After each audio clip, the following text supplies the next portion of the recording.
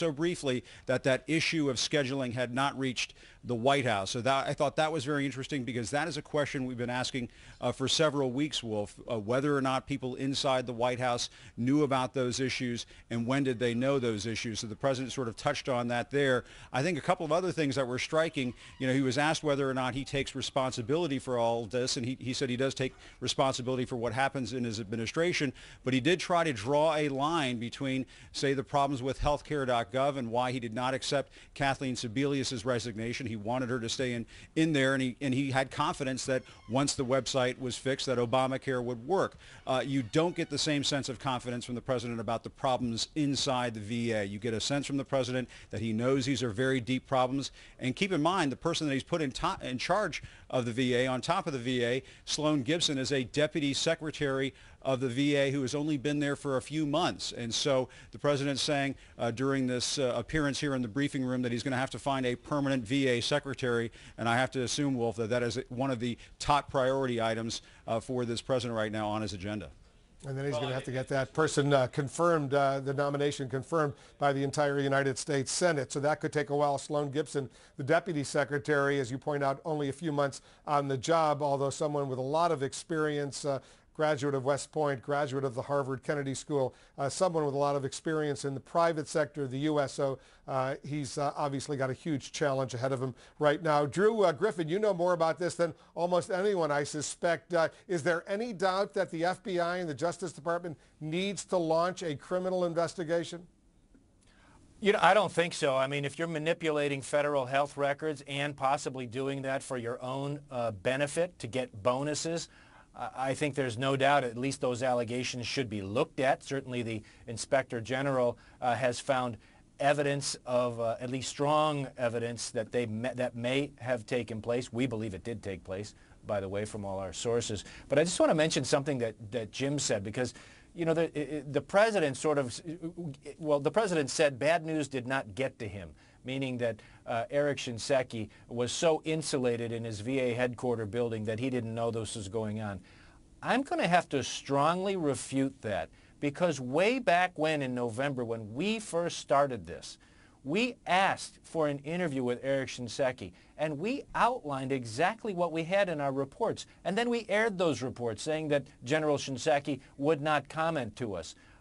I find it very, very difficult to believe that Eric Shinseki himself was not aware of many of the allegations that were going on. He was just not believing what we were saying and perhaps believing what his underlings were saying.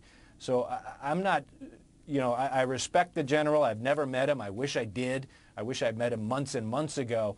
But I don't think we can just let it pass that he can blame this on being lied to from underneath. Yeah. In my opinion. Only my opinion, he should have known about this. And I know hindsight. Gloria Borger, let's get you into this analysis right now. As you can see, the president, you know, it's a painful situation for him, because when he was a United States Senator, and he was only a U.S. Senator for a short time, he did serve on the committee, the Veterans Affairs Committees in the United States Senate. He made that a big issue going into the campaign, going into his election, that he was going to work to make sure that the Department of Veterans Affairs got all of these issues right. And now he's learning, belatedly, that there are so many problems still out there. Well, you know, it's painful in a couple of ways. First of all, this is an issue that he cared about when he was in the Senate, as you point out. He also made it a cornerstone of his first presidential campaign, and he's continued to emphasize the importance of veterans. Secondly, I think this is a personal issue for him. He went out of his way to talk about Rick Shinseki, as he called him, saying he's a very good man, a good person, an exemplary soldier. And I think it was sort of with a heavy heart that the president came to the briefing room today, having to accept Shinseki's resignation. Because, as he said, Shinseki had said, and of course the president agreed, you know, look, he would become a distraction. But there's something else I want to point out, Wolf, which is the question of whether the president should have known more about this earlier on.